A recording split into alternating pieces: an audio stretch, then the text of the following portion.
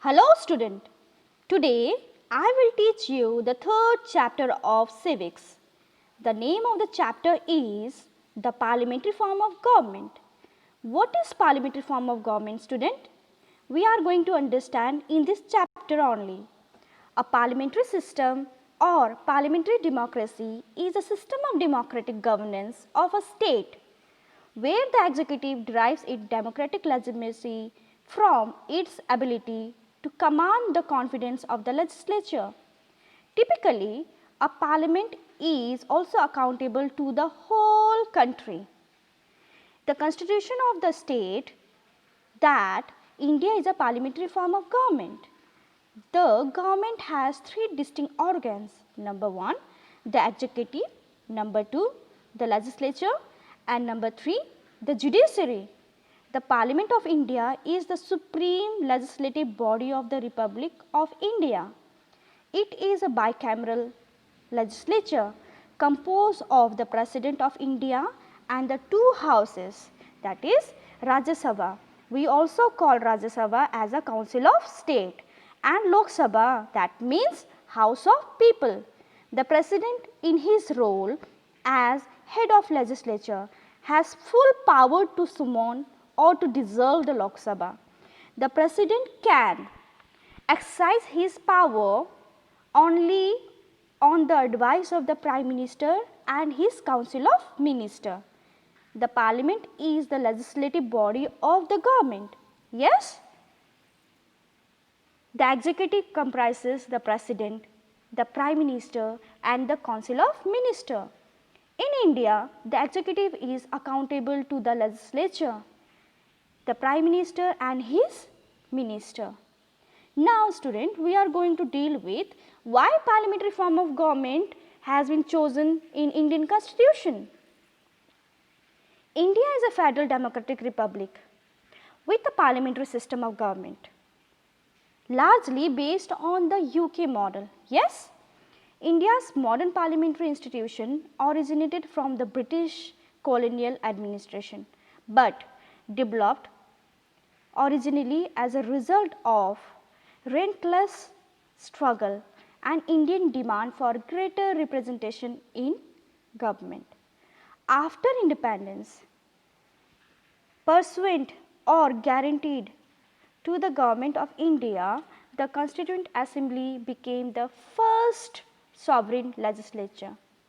The Assembly became India's first sovereign legislature. Yes, it is framed by the Constituent Mission that called the framing of the Constituent Assembly. The drafting committee under the chairmanship of B.R. Ambedkar was set up by the Constituent Assembly. It took the drafting committee 2 years and 11 months to complete the drafting of the Constitution.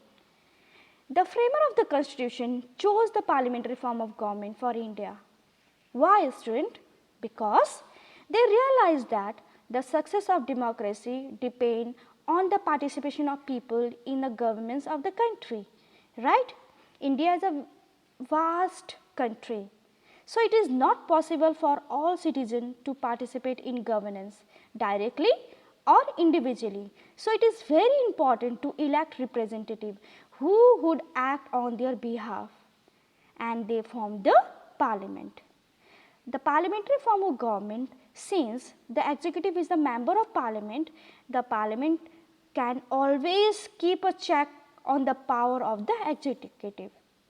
Okay, student? Many of the leaders who were involved in framing of the constitution were similar with the working of the parliamentary system in Britain. They wanted a similar system for independent India. Now we are going to deal with features of the parliament. The Parliament of India has two houses, Lok Sabha and Rajya Sabha. We are going to deal with first Lok Sabha. Composition of Lok Sabha. Lok Sabha is also known as the House of People. It is the lower house of the Parliament. Yes, the member of the Lok Sabha is also elected directly by the people through election. The total number of members in the parliament is 552 and 530 members are elected by the people from different states and 20 members are elected by the people of the union territories, right? Even president can nominate 2 members from Anglo-Indian community. The elections are held on the basis of universal adult franchise, which means all the citizens of the country above 18 years have the right to cast their votes. Now, we can see the qualification for the member. Number 1 qualification, he or she must be a citizen of India, 25 years and above can contest the Lok Sabha election. Number 2, the person should not be mentally unsound. Number 3, he or she must also not hold any office of profit. Now, tenure. The Lok Sabha serve a term of 5 years. That means the member of the Lok Sabha elected for 5 years. Now, member of Lok Sabha. For the purpose of election, the country is divided into constituencies, right? From each constituency, 1 member for 1 seat in the Lok Sabha can be elected. For the same 1 seat, candidate from the different political parties, they can contest election.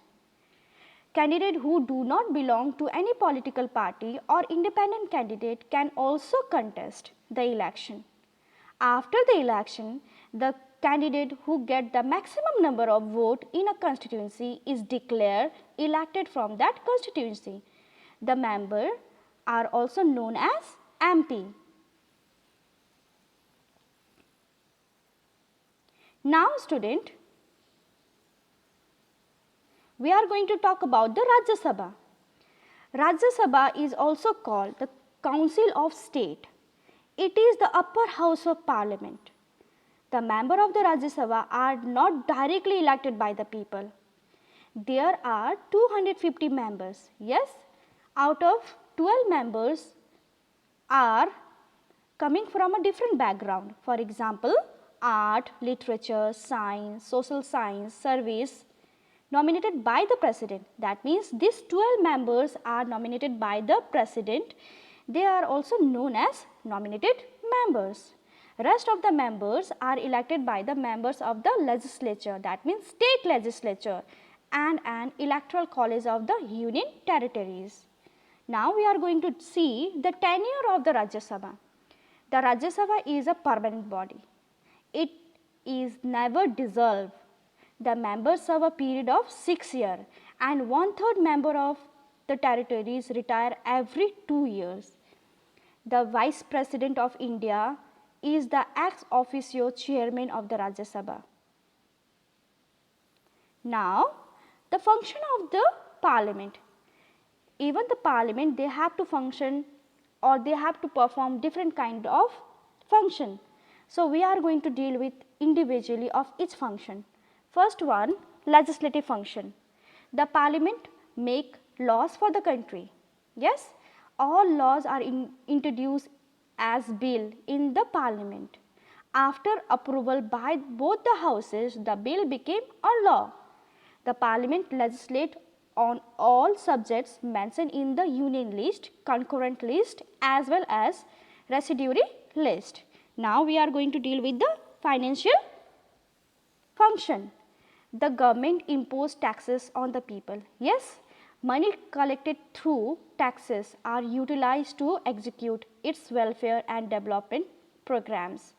If the government want to introduce any new taxes, it has to get the approval from the Lok Sabha. Even the annual budget of the country is also represented before the parliament by the finance minister of the country. The provision of the budget can be implemented only after it has been approved by the two houses. Now, debates. All issues of national importance are debated in the parliament. In a question hour, the opposition can question the government on any issue and the government is bound to give a response or an answer. This question answer session and the debate are of utmost important, and the people of the country get to know the reason behind the decision taken by the government. The people can also prevent misuse of the government. That means the people can also check the misuses of the power by the government. This also help in guaranteeing public opinion. That means even the people of India, they can give their opinion about any decision which was taken by the parliament. Now, Constituent Assembly. The parliament can make changes or amend to the constitution. However, all the amendments are valid only after they have approved by both the houses, right? Now, electoral function. The parliament perform some electoral function like electing the president as well as vice president of India. And the last function performed by the parliament is control of the executive. This comes under a legislative function only. The parliament keeps a check on the powers of the government. All the policies of the government have to be approved by it. If the parliament is not happy with the working of the government, it can be pass no confidence motion against that particular government. If the government fail to win the confidence motion, it cannot hold power. That means that particular government has to leave the post. Fresh elections are held to elect a new government. Now student, we are going to dealing with the executive. The union executive consists of the president, the vice president, the prime minister and the council of ministers. First we are going to talk about the president. The head of the state is the president, but his or her power are mostly ceremonial, that means formal. So the president is also called the nominal head of the state. The prime minister and the council of ministers have the actual power. The president is elected by member of an electoral college consisting of elected members of both the houses of the parliament, that is the legislative assemblies as well as from the parliament. Now we are going to see what are the qualification is needed to be a president or to become a president. First one, he or she must be a citizen of India. Second, 35 years or above, be eligible to become a member of the parliament. Next, not hold any office of profit in the government. Last, not be bankrupt or mentally unsound. The president serve for a period of 5 years. That means after 5 years he or she can be re-elected or a new president can be elected. Now the powers of president. First power come under legislative power. The president summon and purge or end all the session of the parliament and address the first session. Number 2 power, he or she nominate member of the parliament. Number 3, he or she can dissolve the parliament on the advice of the council of ministers. Number 4, bill can be become law only after the president sign. Number 4, a money bill required the president's permission before it can be introduced. Number 6, the president called the joint session of the two houses to solve any disagreement over a bill. These are some of the powers related to the president. Now, executive power. Number 1 power. All executive powers of the state are vested in the president. Number 2, the president appoint the prime minister, the central council of ministers on the prime minister advice, the judges of Supreme Court and the High Court and the governor of the state. Number 3, the president is the supreme commander of our defense force and appoint the chief of the army, navy and the air force. he or she can pardon and reduce the sentence of a person sentenced by a court. Any death penalty can be altered by him or her. He or she appoint the election commissioner. He or she also look after the administration of the union territories. During the failure of the constitutional machinery in a state, he or she can assume any function of the government of the state. During the emergency time of the country, he or she feel that the security of the country is threatened by war or external assertion or any army rebellion. That time the president can announce emergency in a country. Now we are going to see the vice president. The vice president is elected by an electoral college consisting of members of both the houses of parliament. He or she must be a citizen of India, not less than 35 years of age, and eligible for election as a member of Rajya Sabha. His or her term of office is for 5 years. Yes? The vice president is the ex officio chairman of Rajya Sabha and act as president when president is unable to carry out his or her function. Now Prime Minister. The Prime Minister is the leader of a majority party which form the government. His or her function are as follows. Number 1 function, he or she elect the member of the Council of Ministers for appointment by the President. Number 2 function, he or she allocate portfolios to the minister that he or she distribute to the charges of different departments of the government among his or her Council of Ministers. Even he or she can preside over the meeting of the Council of Ministers. He or she is the chairman of National Planning Commission. He or she act as the link between the President and the Council of Ministers. These are the function of the Prime Minister.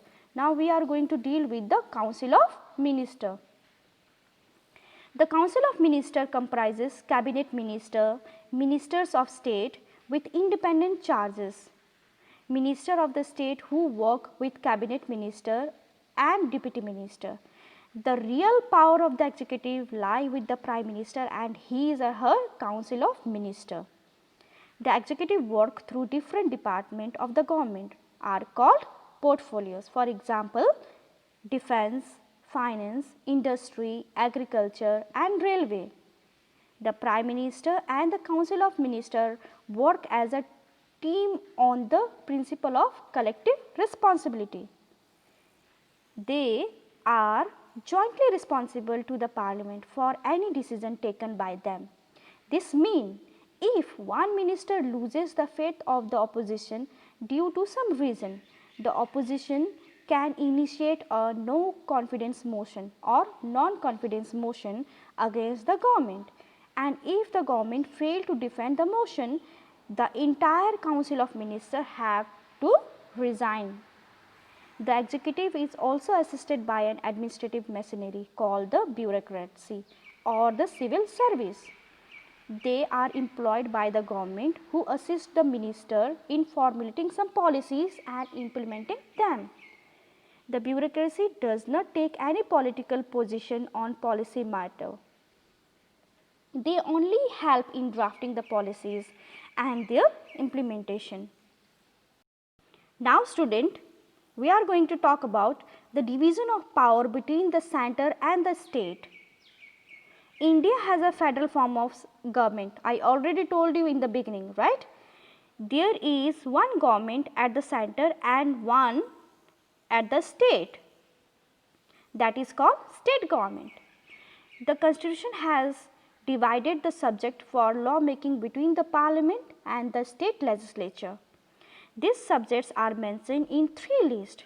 First one, the union list, second one, the state list, and the third one is concurrent list. Let's talk about the union list. The union list has subjects of national importance. on which we need a uniform policy throughout the country. Example, in defense, foreign affairs, banking, etc. Communication and currency are included in union list. In state list contain subjects of states and local importance on which the state government make laws.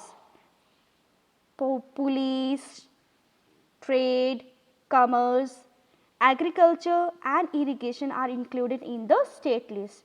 Now we are going to talk about the concurrent list. In concurrent lists include subjects of common interest to both union government and state government such as education, forest, trade union, marriage, adoption and succession. In such cases, there is a conflict on any law made by both the central and the state government on a concurrent list subject, the law made by the central government prevailed. That means, if there is a problem between the central government and the state government in the matter of concurrent list, that after that the decision will go only for the central level. We have to accept the policies which was made by the central government. Subject which do not fall in any of these three lists such as computer software, internet and dual citizenship are listed in residuary list. This is all about our today's class. I hope you enjoy the class, student. Now you have to do question and answer as well as exercise question in your practice copy on your own. Thank you and have a nice day.